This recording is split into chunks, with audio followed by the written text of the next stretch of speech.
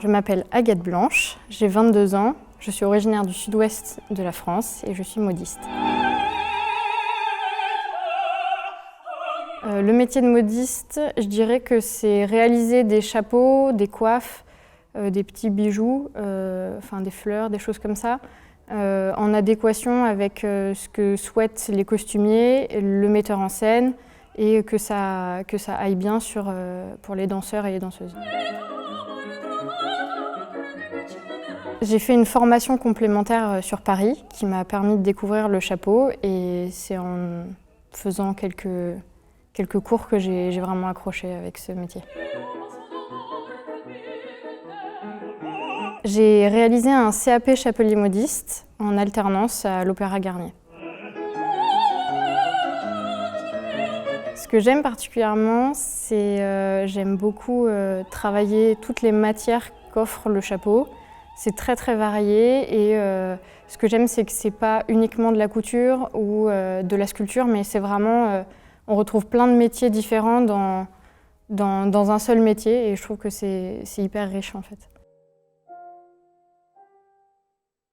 C'est pour une Sainte Catherine, donc la tradition dans le chapeau et la mode de réaliser un chapeau vert et jaune pour quand on a 25 ans. Donc j'ai dû réaliser un chapeau à l'occasion d'un petit concours, d'un petit défilé. Et en fait, j'ai travaillé ce chapeau que le vendredi, puisque c'était possible que pour moi le vendredi.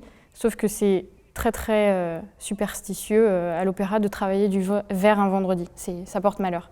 Et à chaque fois que j'ai travaillé sur ce chapeau, qui était simple à l'origine, j'avançais d'un pas, je reculais de 3, donc c'était une catastrophe. Je craquais les matières, c'était une horreur. Et en chapeau, quand on a envie que ça se rebascule et qu'on apporte plus de chance, et ben on dit qu'il faut cracher dans le chapeau. Donc j'ai fini par cracher dans mon propre chapeau.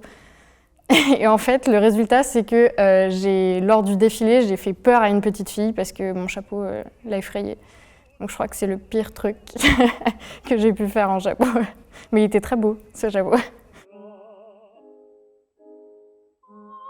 J'aime beaucoup travailler le feutre, même si on ne le fait pas beaucoup à l'opéra, parce que je trouve que c'est une matière qui est magique, parce qu'à partir du moment où on la met dans de la vapeur, et ben, ça se tend vraiment comme du chewing-gum, et on peut en faire ce qu'on veut, on peut le travailler directement avec les mains, avec les bois, avec les formes en bois, et je trouve que on a un résultat qui est très propre et rapide, et je trouve ça très beau.